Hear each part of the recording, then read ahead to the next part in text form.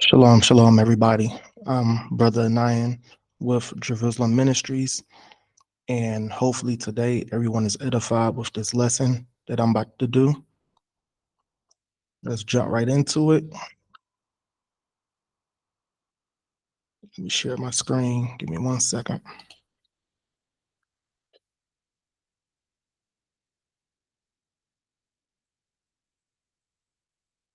Okay.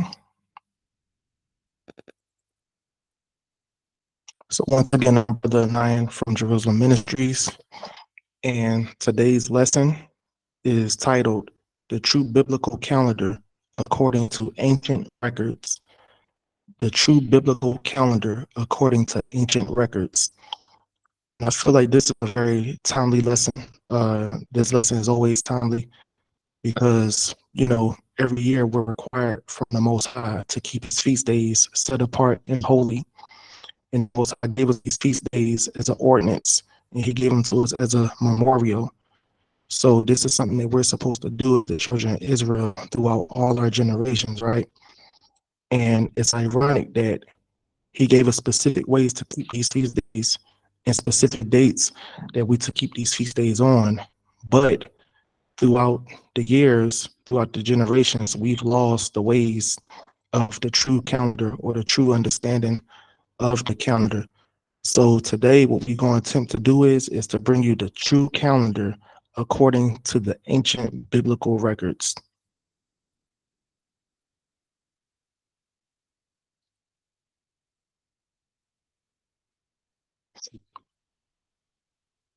All right. As you see, we have the Enoch calendar, which is displaying a 364-day calendar with all 4 seasons: spring, summer, autumn, and winter. All right. So what we have to understand is that in order to understand the true understanding of the calendar, is key points that we have to discuss. Number one, the first key point that we're going to discuss is the fact that according to the ancient records, first fruits must be on the 15th of the 3rd month, which in modern time we will call on a Sunday in particular. It must fall on a Sunday. All right, so the 15th day of the 3rd month on the first day of the week, which is on a quote unquote Sunday. And as we continue on with this lesson, I'll show exactly why or how I came to this understanding for this specific date for first fruits, which is also known as Pentecost, which is also known as the Feast of Weeks. So, with that understanding, if your first fruits does not fall on the 15th day of the 3rd month on a Sunday, your calendar is considered to be off. And I'm going to show you how to get the calculations for your first fruits, your Passover, your Day of Atonement, for all your feast days to fall on the correct day within the yearly cycle. So the first scripture we're going to go to is Leviticus chapter 23.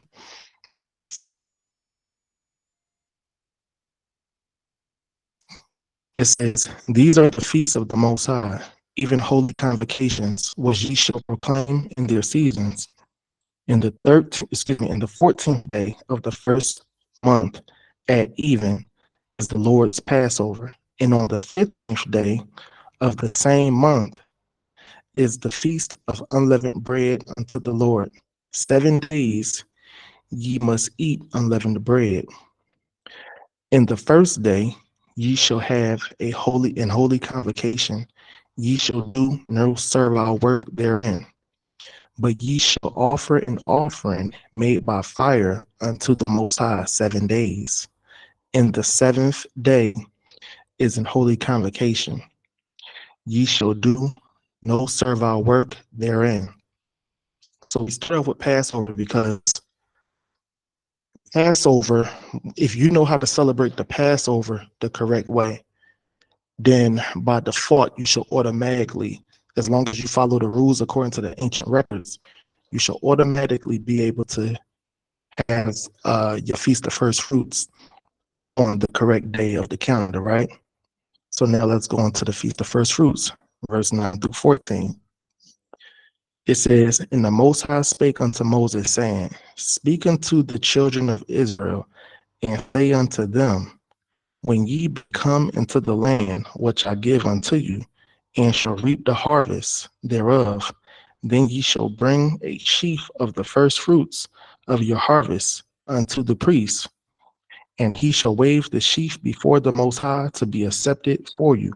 On the morrow after the Sabbath, the priest shall wave it, and ye shall offer that day when ye wave the sheaf, and he lamb without blemish of the first year for a burnt offering unto the Most High. It says, And the meat offering thereof shall be 2/10 deals of fine flour mingled with oil, an offering made by fire unto the Most High for a sweet savor. And the drink offering thereof shall be of wine, the fourth part of an hin.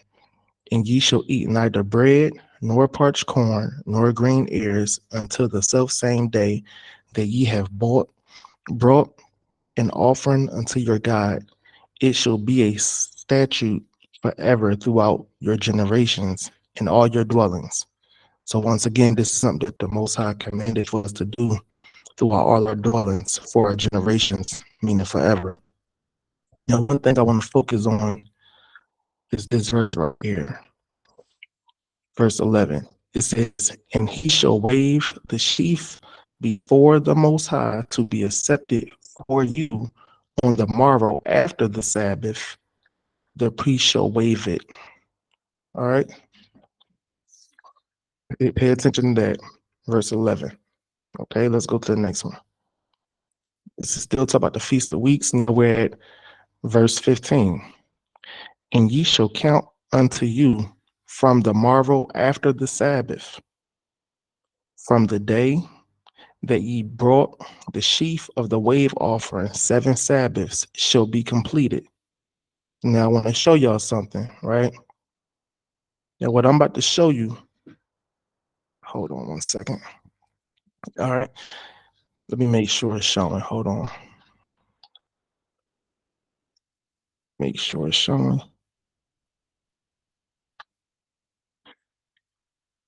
I'm gonna have to represent something very quick.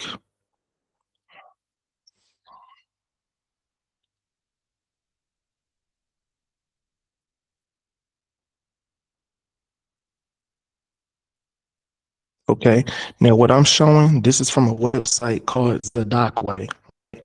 Now, we are not with Zadok Way. Once again, we are the brothers from Jerusalem Ministry. However, Zadok Way has the same calendar that we have, the same exact calendar that we have. And notice verse 11, it spoke about the morrow after the Sabbath, right? And the morrow after the Sabbath, that is talking about right here, where it says first fruits of barley, right here. It's the 26th day of the month, Nisan. For the 26th day of the month, that is also titled, hold on one second. Yeah, so it's the 26th day of the month, Nisan. And this is the Sabbath right here, the 25th day, right? So this begins the first week out of the 7 weeks that you count to get to first fruits. Okay, let's go back. Let me represent again.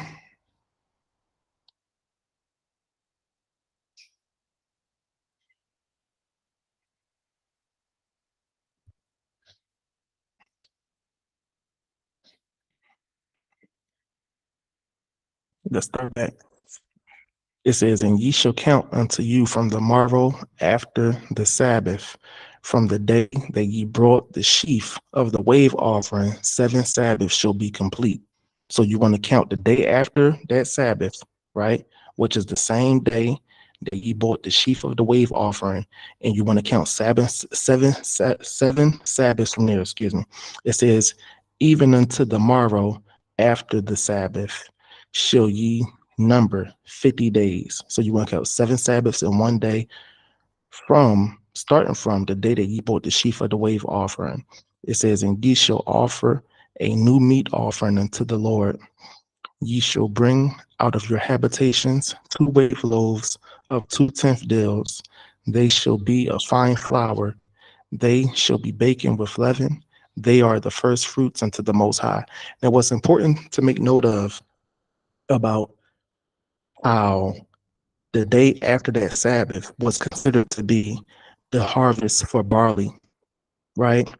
Which is the same day that you begin to count your 7 Sabbaths plus your one day, which give you 50 days, which is the day that Pentecost should be on. What's interesting to make note of is the fact that that day was an actual harvest. The majority of our feast days, if not, well, yeah, the majority of our feast days, especially the ones that's in Leviticus 23, these are agricultural based feast days. They're dealing with harvest, they're dealing with farming, right? They're dealing with crops, dealing with different sorts of produce. Okay.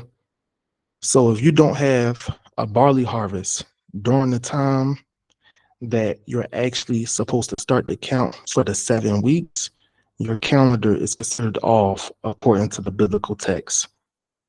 And we're going to go into other biblical sources as well. That's the reason why I emphasized in the title, according to the ancient records, the true biblical calendar understanding according to the ancient records. Okay, let's keep going. It says, and ye shall offer with the bread 7 lambs without blemish of the first year, and 1 young bullock, and 2 rams. They shall be for a burnt offering unto the Lord, with their meat offering and their drink offerings, even an offering made by fire of sweet savor unto the. Then ye shall sacrifice 1 kid of the goats for a sin offering, and 2 lambs of the first year for a sacrifice of peace offerings. And the priest shall wave them with the bread of the first fruits for a wave offering before the Lord. With the 2 lambs, they shall be holy to the Lord for the priest. And he shall proclaim on the selfsame day that it may be a holy convocation unto you, and ye shall do no servile work therein. It shall be a statute forever in all your dwellings throughout your generations. And when ye reap the harvest of your land, thou shalt not make clean radiance of the corners of thy field when thou reapest, neither shalt thou gather any gleaning of thy harvest. Thou shalt leave unto them, unto the poor, leave them unto the poor and to the stranger. I am the Most High your God. So showing how all this is dealing with agriculture, and agriculture has to be pertaining to the seasons. So your calendar must stay in season. If your calendar is going out of season and it's out of whack, then you are on the wrong calendar according to the ancient records. Everything is agricultural when it comes to our feast days in Leviticus chapter 23. Now let me show y'all something. Let me give y'all this 50-day count that we just read about. Let me go back, represent this calendar again.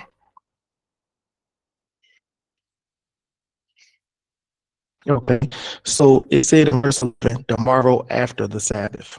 So you have Passover right here, right? Okay. And we're going to discuss why Passover is right here instead of Passover being on a Saturday. All right, we're going to go through that too, because that's another key point that we need to hit on to prove that the calendar, to prove that this calendar that we're utilizing is actually correct. Okay. Then you got the 7 days of unleavened bread. 1, 2, 3, 4, 5, 6, 7. Ends right here. All right. Then you go to the Sabbath right here. Then the day after the Sabbath, which is the day that you bring the sheaf. Then you count 7 Sabbaths. 1 Sabbath would be right here. 2, 3, 4, 5, 6, Hold on. Hold on. My bad. I messed that up. Hold on 1 second. All right. 1, 2, 3, 4, 5,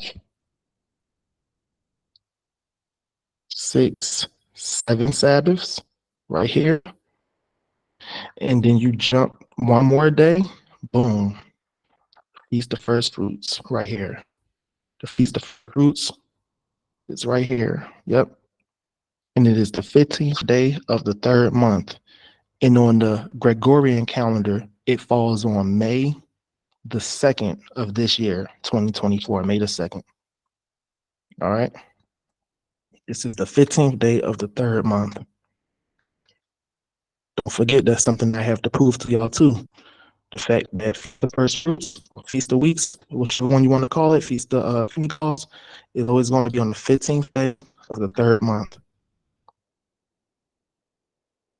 All right, I'm going back to the presentation.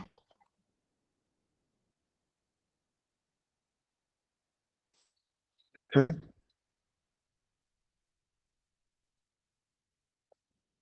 It says, take notice that first fruits is the only holy day that we aren't given an exact day to celebrate. I believe this was deliberately done. I'll explain why later in the lesson. 2 out of 3 of our agricultural feast days, and when I say 2 out of 3, because we have 3 main agricultural feast days that we are commanded to keep in the land of Israel, while the land of Israel was still standing and the temple was still standing. All right, we don't have to do that now, but in ancient times, we was commanded to do that if at all possible. All right, it says 2 out of 3 of the agricultural feast days that we were commanded to attend in the land of Israel are on the 15th day of their months. The 15th day is very relevant when dealing with farming, harvest, and agriculture. So let's get those scriptures. Let's go to Deuteronomy 16 and 16. It says, 3 times in a year shall all thy males appear before the Lord thy God in the place which he shall choose, in the feast of unleavened bread, in the feast of weeks. Feast of weeks and first fruits is the same thing. It says, and in the feast of tabernacles, and they shall not appear before the Most High empty-handed. Empty. So those are the 3 agricultural feast days that we are commanded to keep. And the reason why it's so important, or the Most High wanted us to keep those feasts in the land of Israel, is because if you live too far away from Israel, in particular, like if you lived in the hemisphere where the seasons are different, let's say you live in Kenya, they really don't have all 4 seasons. So there's no way to keep agricultural feast days necessarily pertaining to how we would do it in Israel. If you lived in south of the equator, with the southern hemisphere, it will be impossible to keep the agricultural feast days the way they're set up to keep in the land of Israel, because when it's winter time in Israel, it'll be summertime in South Africa, right? Or if it's let's say it's summertime in Israel, it will be wintertime in South Africa. So there's no way to be able to keep the feast in season on the correct day that the angels of the Most High is keeping it in the heavens, in the way that the people in the land of Israel, our people in the land of Israel, were keeping it in the land of Israel.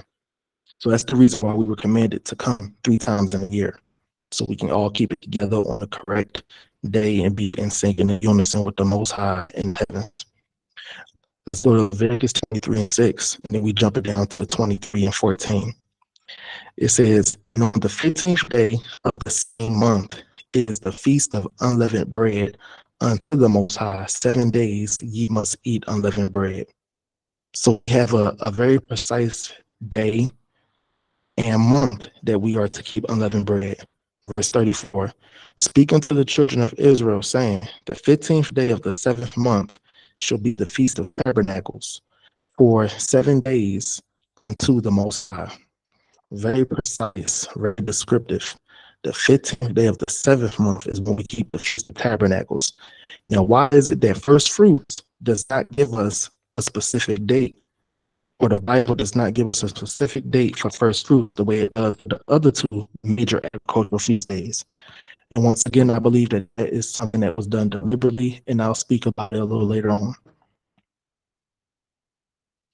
It says, although the Bible doesn't give us an exact day first fruits, it does speak pertaining to a 50 count, excuse me, to a count of 50 days. This topic of when to start the 50-day count has been the object of debate since ancient times.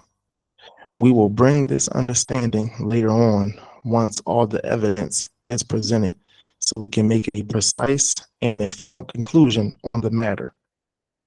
And I showed y'all earlier how to count the 50 days. You counted the morrow after the Sabbath, right?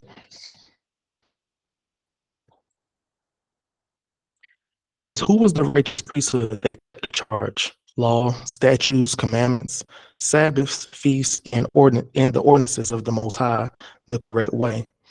And why should we hold the Dead Sea Scrolls to a high esteem? So before I go into why we should hold the Dead Sea Scrolls into a high esteem, let's say this.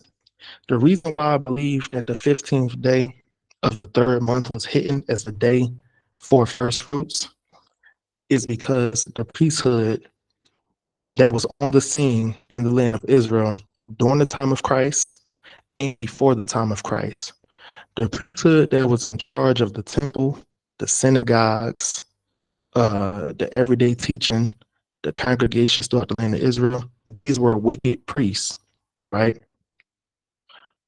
During the time of Christ, the priesthood was set up by the Pharisees, people like the Pharisees, people like the Sadducees, people like the Herodians. The Herodians pretty much, being controlled by the Romans. The Herodians themselves being Edomites, number one, then being controlled by a nation of Edomites, which were the Romans, number two. Okay, so we did not have control over our own spiritual institutions at that time. Okay, and this is one of the ways, one of many of the ways that we lost track of the true calendar of the Most High according to the ancient records. All right. So pretty much they threw the feast days off, trying to follow after the Gentiles. And that's the reason why I believe that first fruits was deliberately done. All right, so let's go to Ezekiel chapter 44, verse 1 through 3. Then we're going to jump to verse 10. It says, then he brought me back the way of the gate of the outward sanctuary, which looketh toward the east, and it was shut. Then said the Lord unto me, this gate shall be shut, it shall not be opened, and no man shall enter in by it, because the Lord, the God of Israel, hath entered in by it. Therefore it shall be shut. It is for the prince, he shall sit in it to eat bread before the Lord. He shall enter by the way of the porch of that gate, and shall go out by the way of the same.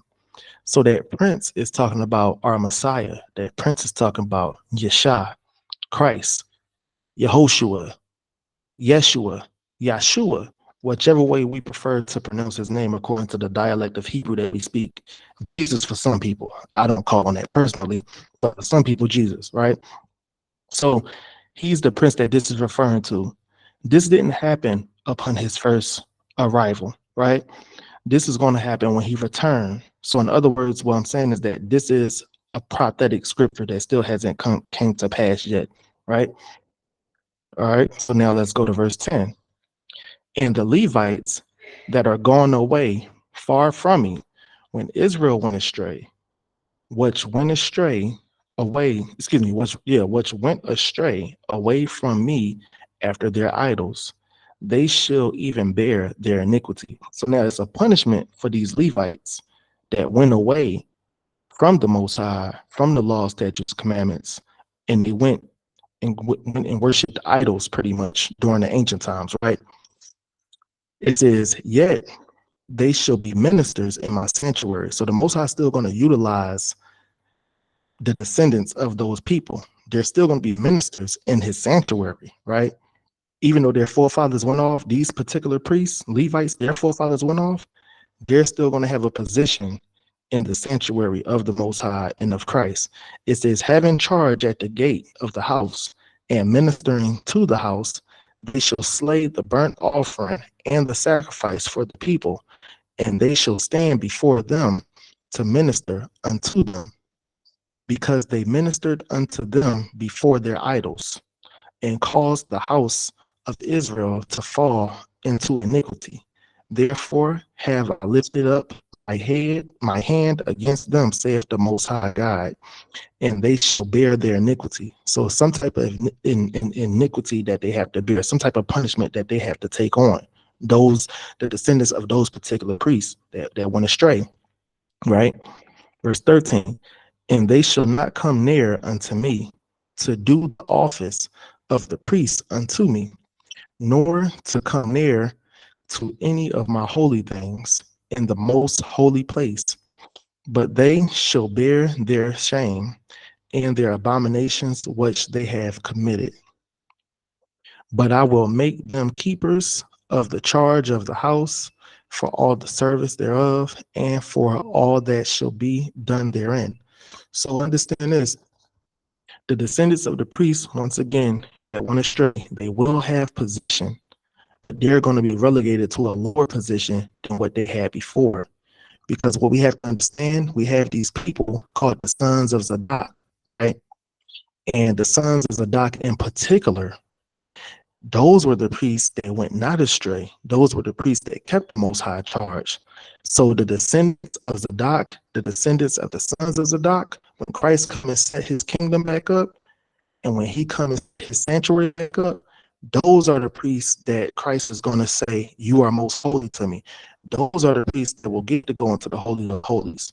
Those are the priests that get to go behind the veil, where the Ark of the Covenant is and things like that. But the other priests, right, they was the descendants of Aaron also, so they had access to those type of things to a point.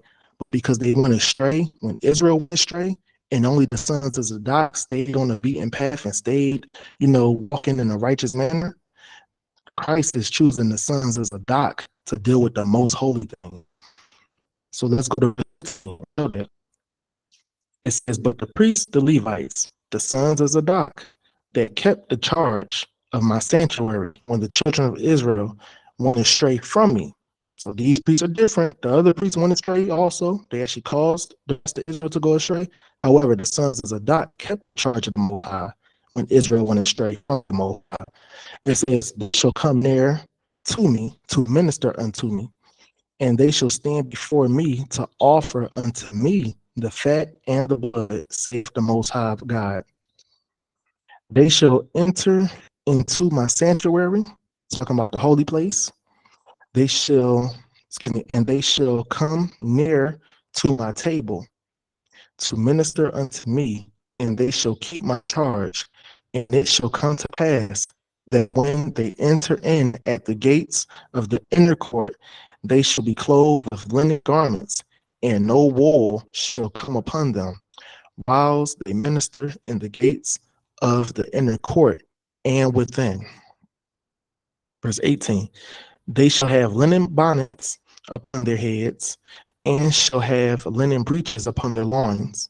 They shall not gird themselves with anything that causes sweat. And when they go forth into the utter court, even into the utter court to the people, they shall put off their garments wherein they ministered, and lay them in the holy chambers. And they shall put on other garments, and they shall not sanctify the people with their garments. Neither shall they shave their heads, nor suffer their locks to grow long. They shall only pull their locks. Neither shall any priest drink wine when they enter into the inner court. Neither shall they take for their wives a widow, nor her that is put away, but they shall take maidens of the seed of the house of Israel, or a widow that had a priest before. And they shall teach my people the difference between the holy and profane, and caused them to discern between the unclean and the clean. So remember, the title of the section was, who was the righteous priesthood, who kept the commandments, and one thing in particular, and why should we hold the Dead Sea Scrolls to a high esteem? So what's the link between Ezekiel 44 and the Dead Sea Scrolls? The link in between those two is the fact that those priests that went not astray are actually the priesthood that we know in modern times denoted as the Essenes.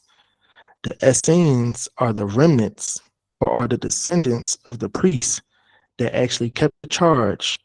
And when Israel went astray, and when the other priests went astray, it was the Essenes that separated themselves, aka the sons of Zadok, going into the wilderness, keeping the law, statutes, commandments the pure way that the Most High intended for us to do from the beginning during the time of Moses, right? Once again, these are the people that kept the charge of the Most High, and they had a library, and the library became known as what we call today the Dead Sea Scrolls. So a lot of the books in the Dead Sea Scrolls, these are the books that the righteous priests of the Most High were reading. These were the books that the righteous priests of the Most High were scribing.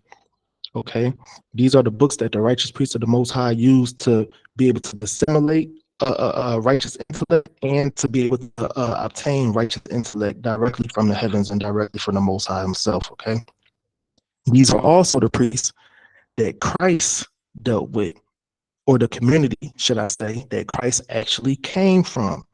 This is the same community that John the Baptist came from.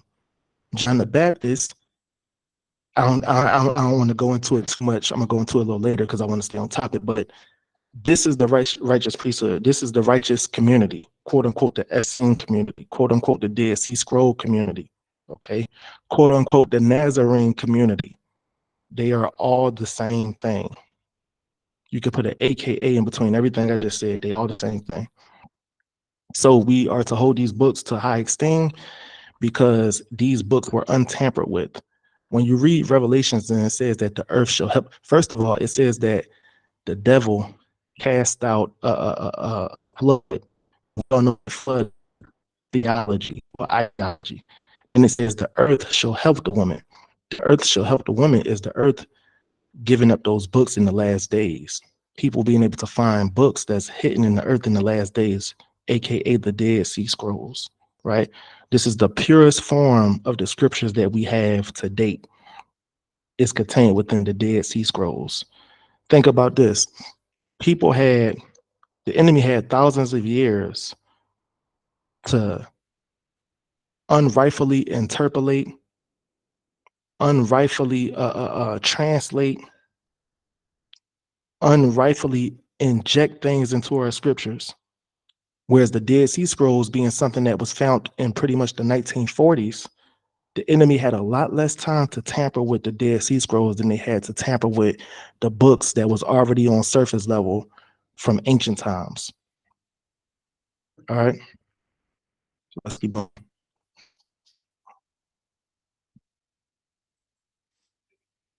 All right, so now we're going to the Book of Jubilees. It says Noah's sacrificed God's covenant with him. All right, it says instructions to Moses about eating of blood, the Feast of Weeks. Remember, the Feast of Weeks is first fruits, so that's part about to read about. We have the Book of Jubilees, page 62. I'm not sure what page is in the actual book, but in the PDF it's page 62. And we're going to verse 15. It says, and he gave Noah as a sign that there should not again be a flood on the earth. He set his bow in the cloud for a sign of the eternal covenant, that there should not again be a flood on the earth to destroy it all the days of the earth. For this reason, it is ordained and written in the heavenly tables that they should celebrate the Feast of Weeks. All right, so we see the original initiation of the Feast of Weeks was in regards to the day that the Most High made the covenant with Noah about not flooding the earth again. So the day that he showed in the rainbow, that was on the Feast of Weeks, right? It says, in this month, once a year, to renew the covenant every year. So the renewal of the covenant, this is something that takes place during the Feast of Weeks or during First Fruits, right?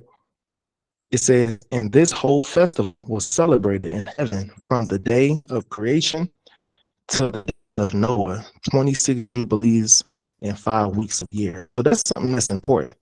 If this feast was celebrated, right? It says the day of creation to the days of Noah. Passover wasn't celebrated not that I know of from the day of creation. So how is it we got dates for all our feast days that's very particular in the Bible, but yet they don't give us a day or an exact month to celebrate the Feast of First Fruits, or aka the Feast of Weeks? Let me keep reading. It says, Noah and his sons observed it for 7 jubilees and 1 week of years to the day of Noah's death. And from the day of Noah's death, his sons away with it, days of Abraham, and they ate blood. But Abraham observed it, and Isaac and Jacob and his children observed it up to thy days. And in thy days, the children of Israel forgot it until ye celebrated it anew on this mountain. And do thou command the children of Israel to observe this festival, in all their generations for a commandment unto them. On the third in the year, one day in the year, in this month, they will celebrate the festival, for it is the Feast of Weeks and the Feast of First Fruits. Right? So we see pretty much that this was something that Noah celebrated, right? All right. We also see that Moses celebrated it, right? When he was on the mountain. So when we got to the wilderness, that was during, once again, the Feast of Weeks or the Feast of First Fruits. And you can confirm that if you read Exodus chapter 19, I think it's verses 1 through 9, right? Feast of First Fruits, or not the Feast of First Fruits, but the day that we got the actual covenant from the Most High, the day that we agreed to the covenant with the Most High, that was when, right before pretty much, and that was on the 15th day of the same month. No, the same day, but on the 3rd month that we came out of Egypt. We came out of Egypt the 1st month on the 15th day. We got to the wilderness on the 3rd month on the 15th day. All right, go to the next one. Now, this is just footnotes from the author of the Book of Jubilees, R.H. Charles. And this is a footnote for chapter 63 and verse 1, we just read. It says the Feast of Weeks, which is in Exodus, that is, I think that's 34 and 22, is here only connected with Noah's covenant, the establishment of which it is supposed to commemorate. Later, Judaism associated it with the giving of the law on Sinai. Exactly what I just said.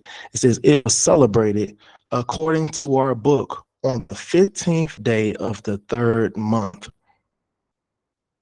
There's no way to get there if you go according to the moon. You're not getting First Fruits or Feast of Weeks on the 15th day of the 3rd month.